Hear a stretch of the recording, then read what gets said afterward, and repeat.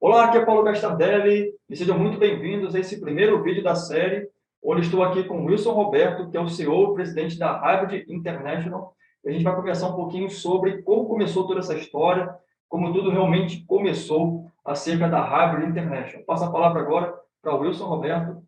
Obrigado, Paulo, por essa oportunidade de falar um pouco sobre a Hybrid, sobre a história, sobre como foi criado esse projeto, né? Então, para dar início em qualquer projeto, há necessidade de informações, né? Em certo momento da minha vida, da minha carreira profissional, eu recebi um documento da NASA. Na época ele era confidencial, hoje ele não é mais. E esse documento falava sobre a utilização do hidrogênio junto com a mistura da gasolina para trazer uma redução de consumo de combustível e emissões de gases. E aí eu fiquei encantado com esse documento e falei, pô, podia trazer isso para a nossa realidade. Porém, aqui tem um grande desafio. O que está escrito aqui era um carro carburado, na época um Cadillac. Então, a nossa realidade já era outra, já era injeção eletrônica. Então, converter isso aqui para a nossa realidade foi o meu desafio que eu resolvi aceitar.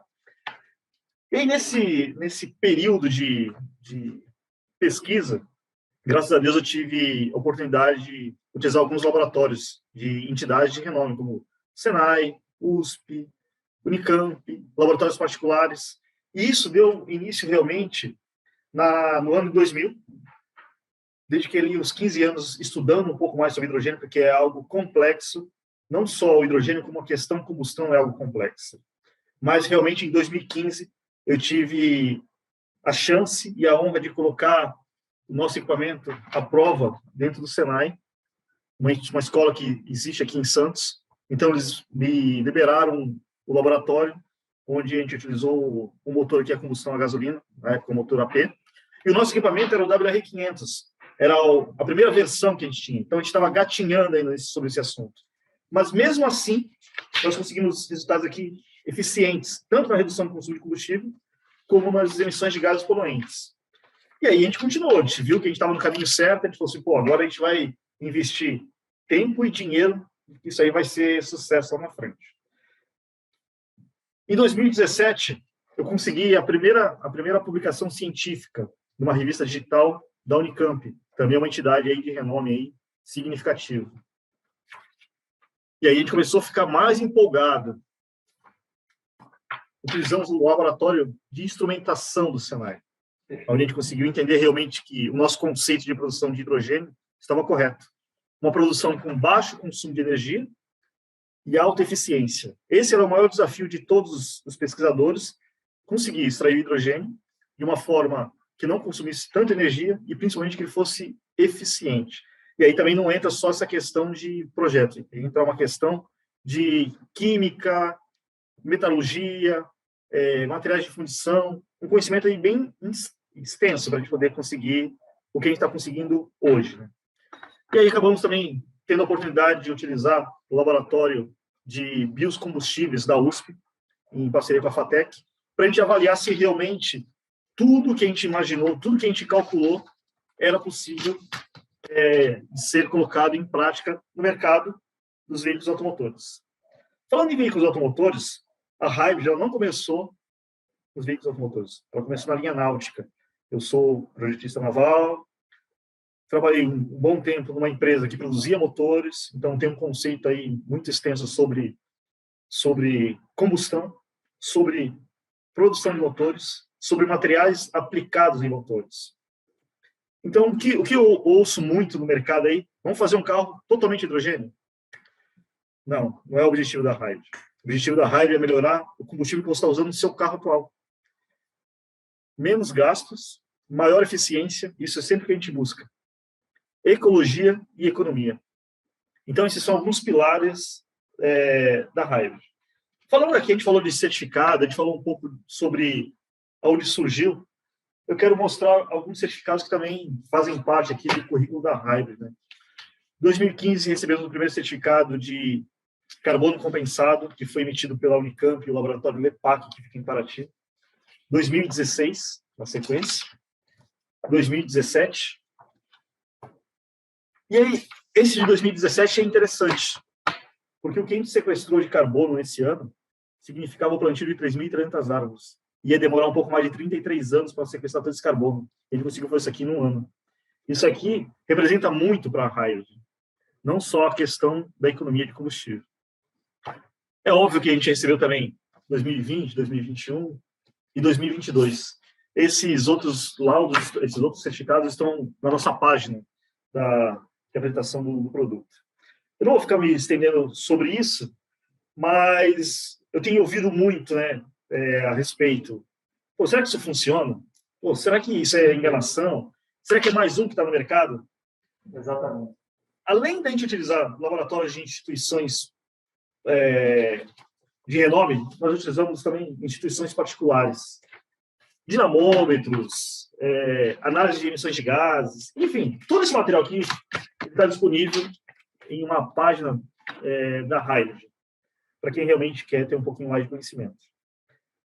Então, a gente falou um pouco sobre a criação, a gente falou um pouco sobre o estudo que nós fizemos, e agora a gente vai falar sobre o equipamento. Né? O que existe no mercado hoje? Existem células de hidrogênio que utilizam equipamentos eletrônicos para poder burlar a inteligência do veículo, que são PWMs, que são simuladores de sonda lambda, que são relés auxiliares, porque o consumo dessas células de hidrogênio são elevados. E aí esquece tudo isso. Nós estamos falando de uma tecnologia única no mundo, através de extração de polímeros plásticos e refil descartável. E detalhe, nosso equipamento não chama célula de hidrogênio, chama otimizador de combustível, porque é isso que ele faz, ele otimiza o combustível. Então vamos falar um pouco de combustível? Paulo, sabe qual é a composição química da gasolina? Não, né? Não sei. É C8H18. Existe, na verdade, não é o único componente que compõe a gasolina, são vários hidrocarbonetos, enfim, é uma composição meia complexa. Mas o que nós fazemos? Essa gasolina que nós temos hoje, infelizmente, ela não queima 100%. Mas se eu colocar o mínimo de hidrogênio ali, eu vou fazer com que essa queima se torne rica e completa. Uma vez que eu tenho uma queima completa, eu tenho um aumento de torque. Uma vez que eu tenho um aumento de torque no motor, eu tenho uma queda de rotação. Se o motor está girando menos vezes, está injetando menos combustível. De modo simples e geral, seria isso. Só que existe uma engenharia por trás do equipamento, uma complexidade por trás do equipamento. Geometria, material, componentes da haste que produz hidrogênio, a geometria também novamente. Mas isso não cabe ao cliente final ou ao instalador se aprofundar nisso. O importante é ele saber realmente que o equipamento funciona, desde que ele siga os protocolos de instalação. Muita gente pensa, muitos clientes que eu atendo, pensam que o equipamento ele é milagroso. Não, ele é tecnológico. Se eu pegar qualquer equipamento da minha prateleira e ligar numa bateria, ele vai produzir hidrogênio. Na vazão, com a tensão e com a amperagem que nós desejamos. Só que quando nós colocamos isso no carro, entra um outro componente, que é o motor. E esse motor, existe uma necessidade de uma manutenção básica que o fabricante determina. Trocas de velas, filtros, cabos de velas, qualidade do combustível, a forma que você dirige, calibragem de pneus, enfim, existe um conjunto para que aquele motor traga uma economia considerável para o cliente. Então, nós podemos dizer que seria não o equipamento que tem que estar para com o veículo, e sim o veículo tem que estar para com o equipamento. Né? Manutenção preventiva em dia, para que torne possível, então, alcançar a exatidão e propósito pelo qual o equipamento foi projetado, não é isso? Paulo, quando um cliente busca uma oficina credenciada nossa, antes da instalação existe uma verificação do veículo, onde vai ser apontado itens que têm que ser trocados ou não. E aí vai ficar a critério do cliente. Ó, esse item aqui, se você não trocar, realmente não vai trazer economia, não vale a pena montar, porque você vai falar que nosso equipamento não funciona. Não, ó, esse item aqui, ele está com a necessidade da troca, mas você pode instalar, vai trazer uma economia significativa, e quando você substituir, você vai ter o top da economia. Então, a gente tem essa forma de diálogo com o nosso cliente. Nós não exigimos nada. Nossa função é orientar, sempre orientar. E aí, como eu estava falando essa questão do protocolo, esse protocolo tem regras que foram estipuladas para que exista passo a passo para o êxito final, que é a economia do combustível. Falando em combustível, eu só falei só da gasolina até agora, mas esse equipamento ele pode ser aplicado no etanol, no diesel, no GNV, no GLP, no caso das empilhadeiras, na gasolina. Quando a gente fala de gasolina, a nossa gasolina ela não é pura, ela tem uma mistura autorizada pelo governo de 27% de etanol na mistura. Então, quando nós temos um carro totalmente a gasolina, devemos levar em consideração na autonomia lá, que nós temos 270 ml desse volume, que não é gasolina. Mas isso a gente vai falar lá na frente, que é o requisito de aferição de média de consumo. Então, Paulo, a gente falou, vamos fazer um resumo aqui do que a gente falou até agora. Falamos sobre a criação da empresa, os estudos, os laudos, o que o equipamento tem por finalidade. Falamos sobre a combustão química da gasolina, a adição do hidrogênio no que resulta. E, ó, não é a Hybrid falando, não. É um documento da NASA que fala justamente sobre isso. A adição do hidrogênio com a gasolina para trazer economia e redução de emissões de gases poluentes. Paulo, então, basicamente era isso que eu queria falar no primeiro momento. Uma coisa que também eu devo explicar, que é muito importante, que alguns mecânicos confundem. Mecânica veicular não é a combustão do combustível mais o hidrogênio, mais o ar. Então, ele tem um conhecimento mecânico, não tem um conhecimento da combustão. Então, para ele tentar perguntar assim, como funciona, primeiro ele tem que entender como funciona a combustão dentro desse motor. Sim, perfeito. Para ele entender o conceito do equipamento na combustão. E aí, esse é o objetivo da Hybrid hoje, trazer esse conhecimento da combustão para todos, para que não haja dúvidas sobre a eficiência do equipamento. E sim, entender como ele funciona no veículo, quais são os benefícios, qual é a segurança que a gente vai ter ao utilizar nosso equipamento. Se você me permite falar em segurança, no período que nós estávamos fazendo esse estudo, nós ouvimos muito sobre o GNV, que é uma ideia fantástica. Só que concorda comigo que o GNV tem algumas coisas que não pontuam ele 100%? Você perde o porta-malas, você tem que carregar um cilindro sob pressão com gás que é altamente explosivo, você tem uma manutenção, às vezes 2, 3 vezes de um item que seria feito apenas uma vez, mas no caso do GNV, faz com que essa manutenção seja feita com mais vezes. Sim. E aí vem perguntar assim, Wilson, dá para comparar o seu equipamento com o GNV? Eu digo assim, uma comparação não, mas dá para pontuar os benefícios do meu equipamento. O primeiro é o valor dele. O segundo é que ele não ocupa espaço. O terceiro, que não tem risco de explosão. O quarto, que é o principal, ele traz a economia e preserva o seu motor. Esse é um ponto que eu vejo ali como supremo na nossa tecnologia. Poderíamos até pontuar algumas coisas, como, por exemplo, o seu método é um método invasivo. Você não precisa de fazer certas modificações no carro, a ponto também de vir perder a garantia. E uma pergunta que eu posso aproveitar aqui o gancho para fazer é o seguinte, muitas pessoas me perguntam, Paulo, se eu instalar o WR2000 no meu veículo, porventura eu perderia a garantia do meu veículo? Isso é uma coisa que a gente pode aproveitar a ocasião para responder. Essa pergunta é interessante. Garantia do veículo, quem dá é o fabricante do veículo. O fabricante do veículo, ele coloca algumas regras. Você não pode lá alterar o motor, colocar um turbo, mudar o pistão, enfim, uma modificação radical no motor. O que acontece quando você coloca o GNV, você acaba perdendo a garantia. Sim, sim. O nosso equipamento, ele é considerado um acessório, como uma roda esportiva, como um som veicular, como uma antena do seu veículo. Então, ele é um acessório. Ele não tem uma ligação direta com o motor ou com a mecânica do carro. Ele é totalmente independente. E isso também é interessante. Muitas pessoas me perguntam assim, Roberto, seu equipamento tem o selo de Inmetro? Eu respondo, não. Porque o meu equipamento ele não é só vendido no Brasil. O Instituto Inmetro, ele certifica produtos nacionais. Quando você quer utilizar uma certificação internacional, você pode procurar laboratórios que fazem essa certificação, como exemplo, Falcão Bauer, Bureau Veritas, laboratórios particulares, enfim.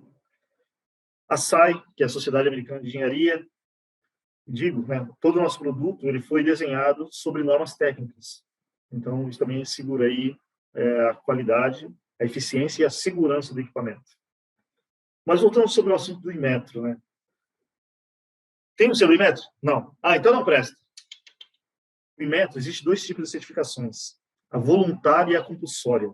A compulsória, como o nome diz, você é obrigado a certificar. Na linha automotiva, tudo que pode ocasionar um acidente fatal, você tem que ter essa certificação de método para vender esse produto no país.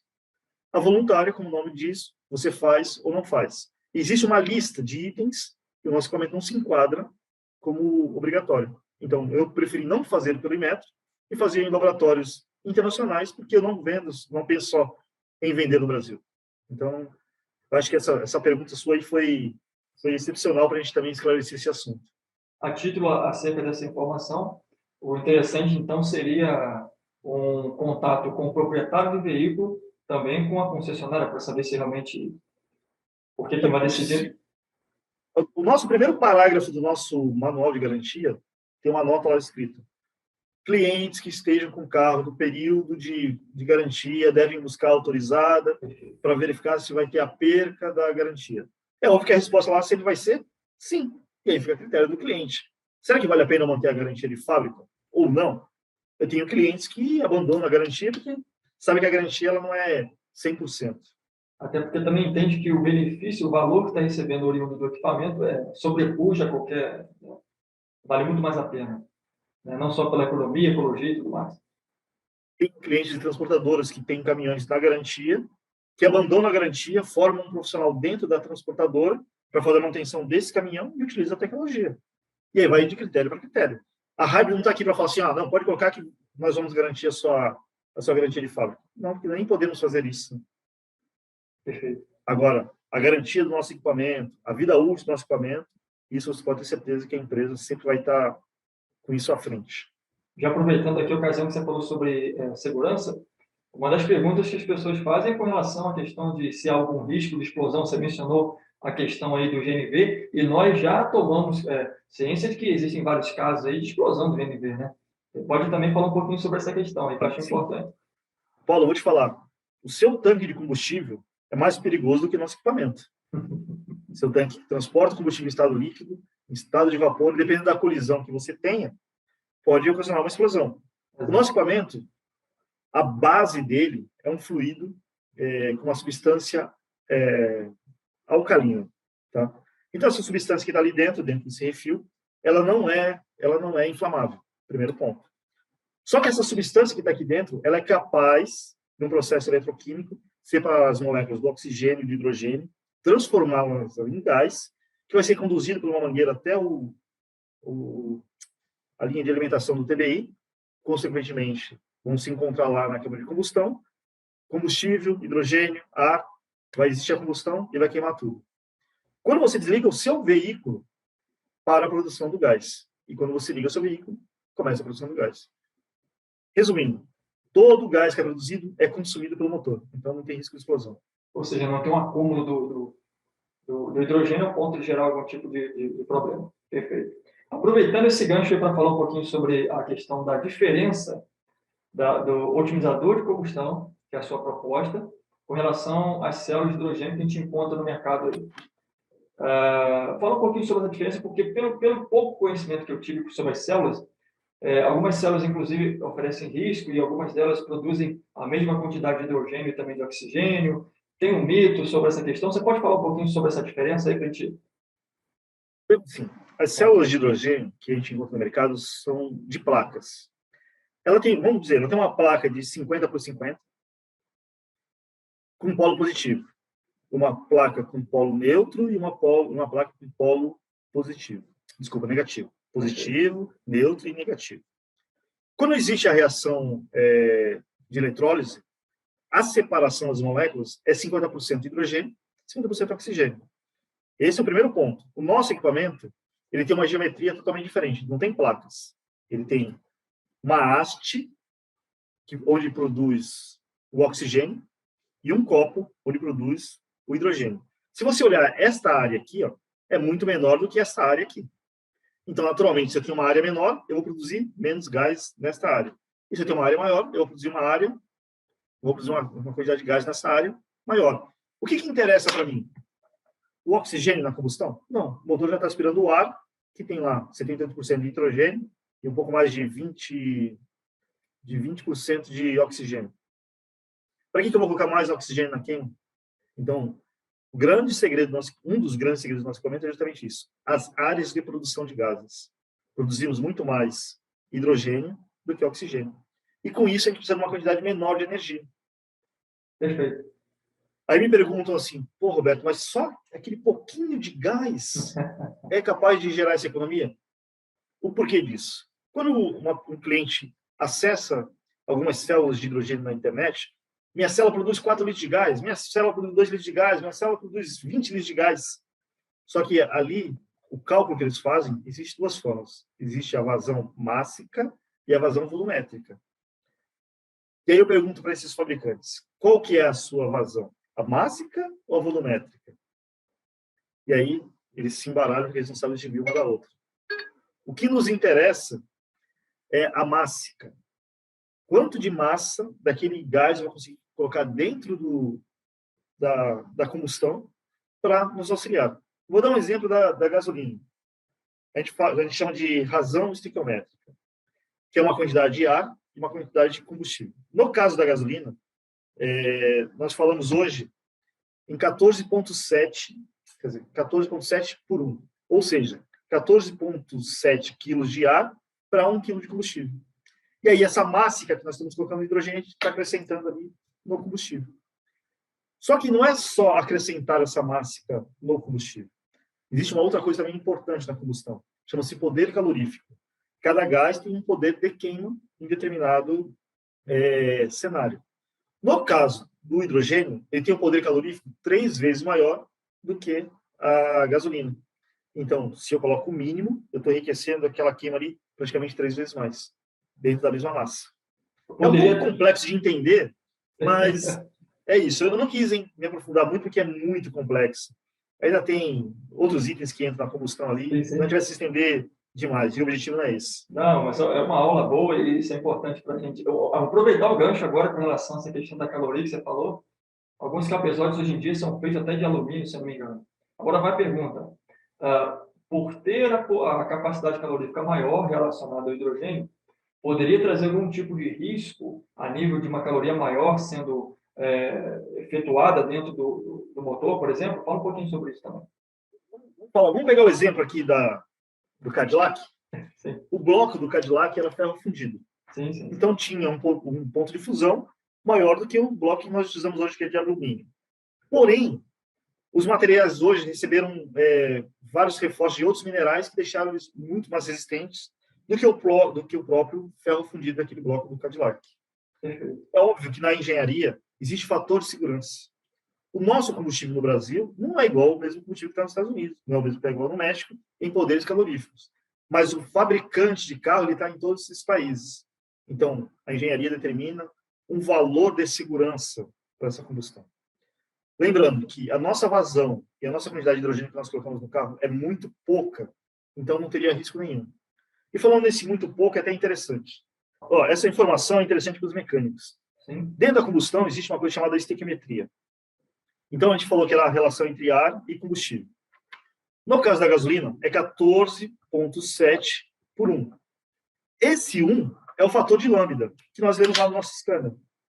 Normalmente, ele fica ali entre 998, 997, dependendo da altitude que esse carro está, dependendo do tipo de combustível que foi colocado ali. O que nós fazemos? Nós corrigimos essa estequiometria para elevar esse fator de lambda até 1, que é a combustão completa. Então, uma vez que eu tenho o fator de lambda 1, eu consigo queimar tudo que está na câmara de combustão. Naturalmente, volto a repetir, eu aumento o torque do motor, cai a rotação, também diminui a vazão de combustível.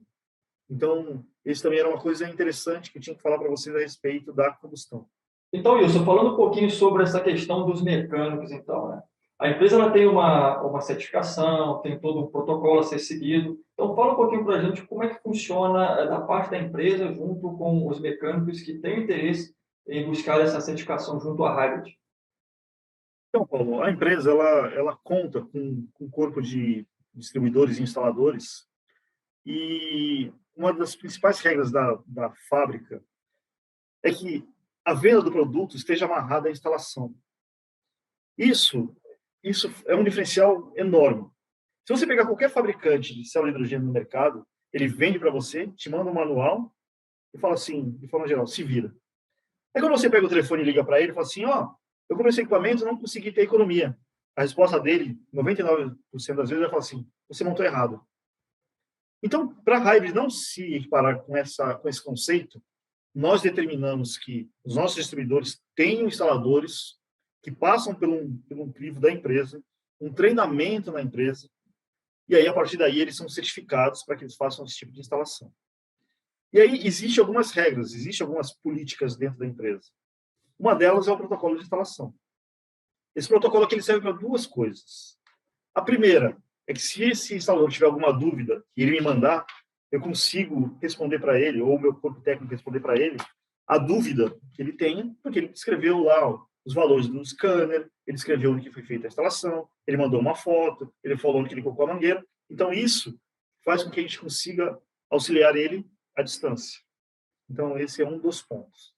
Quando a gente fala em treinamento dentro da fábrica, o objetivo do treinamento não é ensinar mecânica para esse profissional, e sim ensinar como funciona cada componente daquele motor. Qual é o tipo de material, como ele funciona, qual é o tipo de leitura que ele faz. Depois nós falamos sobre o nosso produto, como que ele foi construído, tipo de material, como que ele deve fazer a instalação, como ele deve jampear os fios, enfim, toda a parte técnica. Então, isso assegura praticamente 100% da nossa instalação com êxito. É por isso que a Hybrid tem uma quantidade significativa de clientes satisfeitos.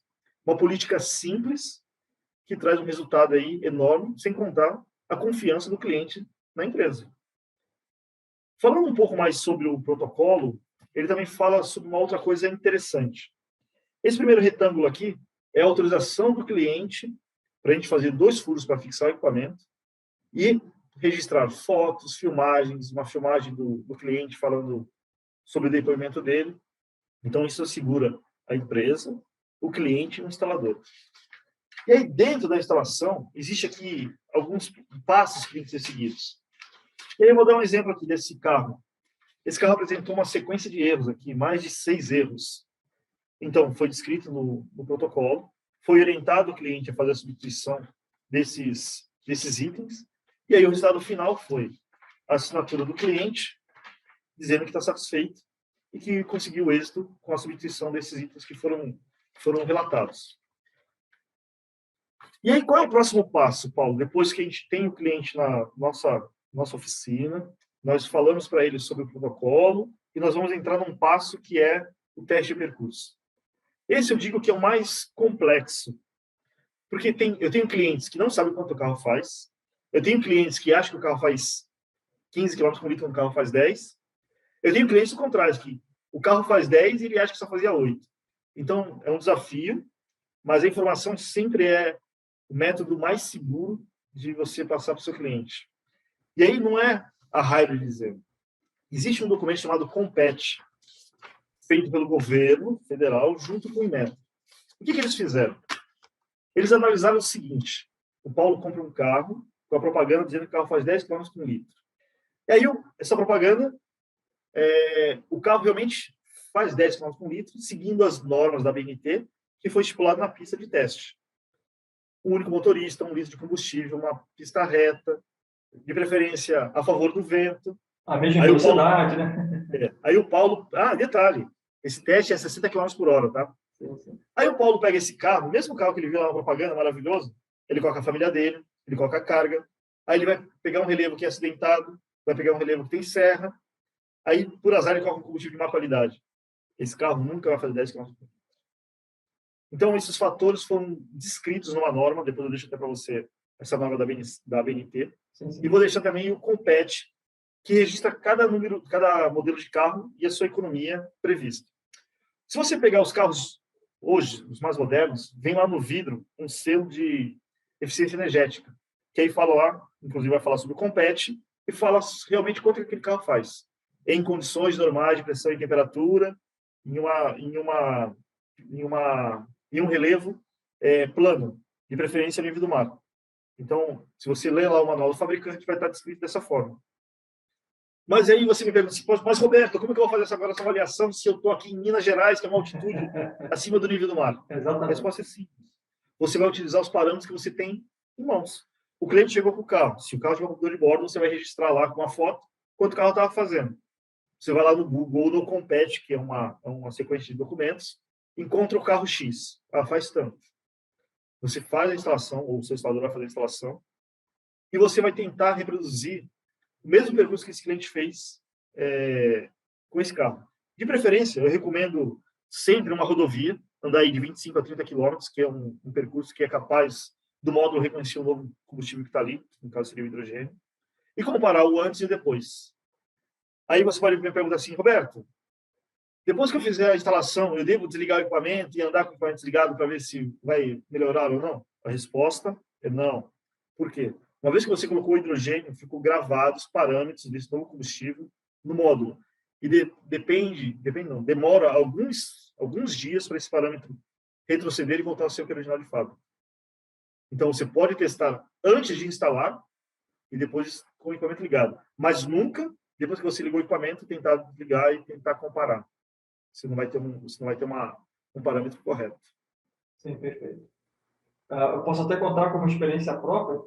A tabela do meu carro dizia que na estrada do etanol a média seria uns 10,9 km por litro. E fazendo a teste até na bomba de combustível, eu fiquei surpreso pelo fato de até mesmo o computador de bordo me passar perna. Já ouvi muita coisa aí, no meu em particular, não pude confiar 100%. Queria que você falasse um pouquinho sobre isso, porque eu me surpreendi. Meu computador de bordo na estrada deu 13 ponto alguma coisa, mas na bomba de combustível deu 15,6. Ou seja, que é realmente o resultado que o equipamento trouxe benefício, eu pude comprovar na bomba de combustível. Se quiser falar um pouquinho sobre isso, também é importante. Essa pergunta também é interessante. Né? Lembra que eu falei que a Hybrid tem por mania explicar como funciona cada coisa? E não só o que está marcado ali? Sim. Normalmente, o marcador de combustível ele tem uma célula de carga, como se fosse uma balança. Então, aquele volume de combustível está dentro do tanque e está registrando uma carga, uma massa ali. Só que isso, de novo, condições normais de pressão e temperatura. Se você estiver num lugar muito quente, vai criar muito vapor e vai empurrar essa massa para baixo. Vai indicar uma coisa ali no seu marcador de combustível. Se você estiver num lugar muito frio, esse combustível contraiu, e aí essa marcação também vai ser diferente. Então você está dizendo para mim que o computador de bordo ele não é confiável? Ele é confiável, mas ele não é 100% confiável. Qual é a melhor metodologia? Quantos litros você abasteceu e quantos quilômetros você andou com esse combustível até o próximo abastecimento? Esse é o método mais correto. Só que também para isso existe técnica. Quando você quer uma validação precisa. Se você quer fazer uma validação precisa, você vai no mesmo posto, na mesma bomba, na mesma angulação que está seu carro, para que todos os parâmetros sejam iguais, para você ter um resultado positivo.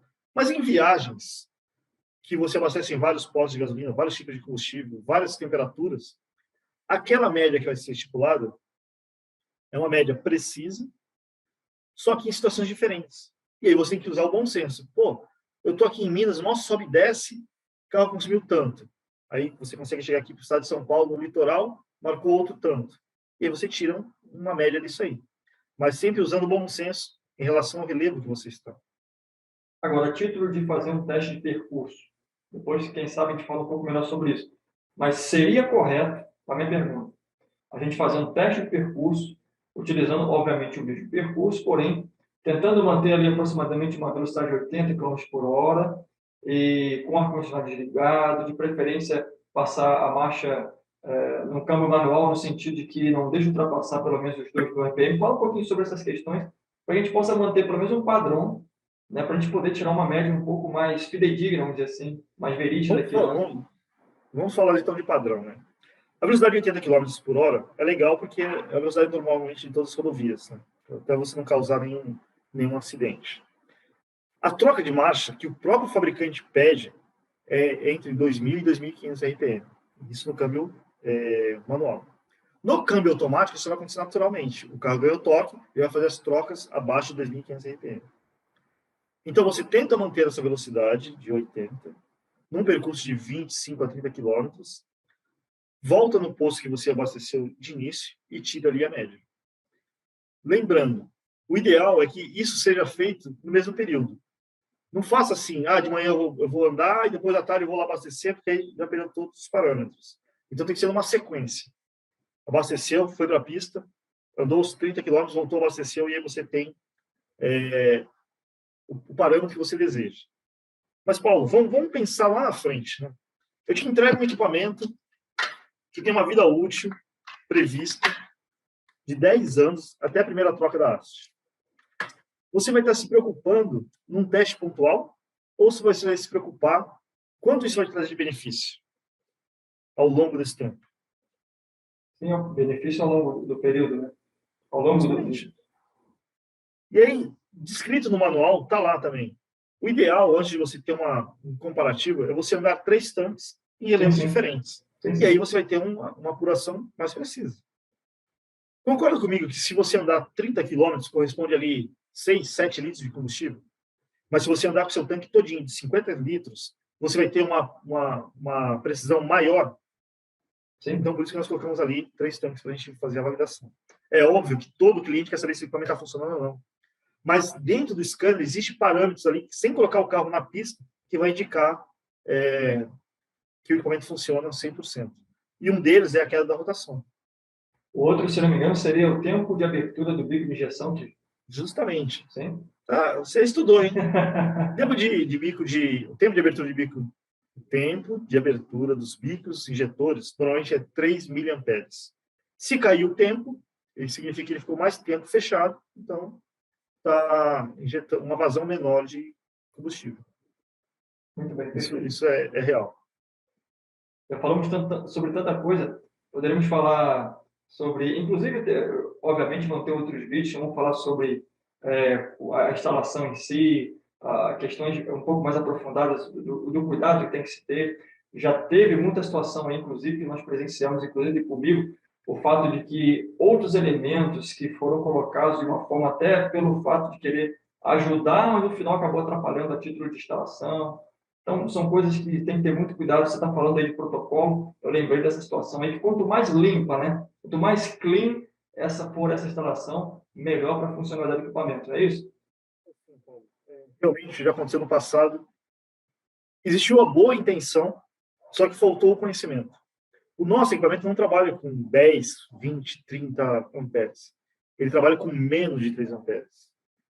Ele, na temperatura de trabalho, não chega a 1,5 ampere. Então, se você coloca um relé na linha, se você coloca um interruptor na linha, se você coloca um porta-fusível na linha, você está criando uma resistência. Como nós trabalhamos ali praticamente em miliamperes, aquela resistência causa um mau funcionamento do nosso equipamento. Então, é por isso que a gente tem esse protocolo, que a gente determinou quais são os tipos de elementos que nós colocamos. E detalhe, a fábrica fornece tudo. O instalador não tem que adquirir nada, porque tudo que nós oferecemos está dentro da nossa patente. Não falei sobre a patente, né? O equipamento tem um registro de patente e aí está escrito o que é o equipamento. Então, nós seguimos essas normas e regras que estão descritas ali. Então, volto a repetir. O instalador recebe tudo para fazer a instalação como a empresa determinou. Então, isso garante também aí a eficiência. Perfeito. Então, nós falamos sobre o histórico de quando tudo começou, de onde veio a ideia. Foram aproximadamente, se não me engano, foram 15 anos de trabalho e pesquisa até chegar a um denominador comum. Depois foram mais alguns anos. Você quer falar um pouquinho sobre esses anos? Que depois dos 15 teve mais alguns anos porque teve algumas versões que foi evoluindo, não é isso? Durante 15 anos, a gente só estudou realmente. Tá? É óbvio que existiu testes em laboratórios, mas foi mais uma questão de estudo. Não era nada produzido de forma industrial. Depois do 15º ano, a gente começou a construir nossas primeiras versões, que era o WR500. E essas versões aí, se você ver as nossas matérias de TV, já eram muito eficientes. Só que não era a matéria-prima que a gente desejava. Era muito trabalhoso para fazer, embora fosse industrializado. E a gente queria algo mais ecológico. Aí nós temos plástico ecológico? Sim. A gente injeta uma vez que dura 500 anos. Então, ele é ecológico. O nosso refil, ele é de alumínio. Ele é altamente reciclável. Utiliza uma vez só? Sim. Mas você vai reciclar e vai se transformar em um outro produto.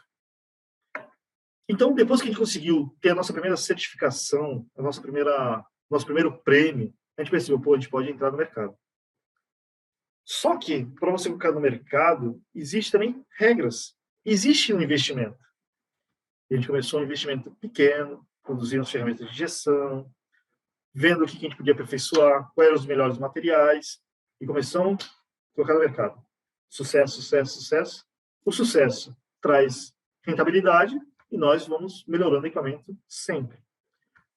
Esse aqui é a 13ª versão, só que já tem na prancheta a 14ª, que vai trazer inovações sobre esse produto. Você sabe o que eu estou falando, Sim, né? você não vou cometer um spoiler, segredo, não vou contar. Vou deixar para mas uma o outra objetivo de ocasião. qualquer empresa é inovar.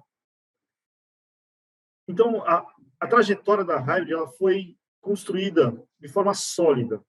Não é uma empresa aventureira. É algo que tem conceito, algo que tem certificações, algo que tem segurança, algo que tem estudo, algo que tem milhares de clientes. Então, isso faz com que a empresa ela seja vista no mercado como segura. Então, vale a pena comprar o equipamento da Hybrid, porque ele entrega o que ele promete.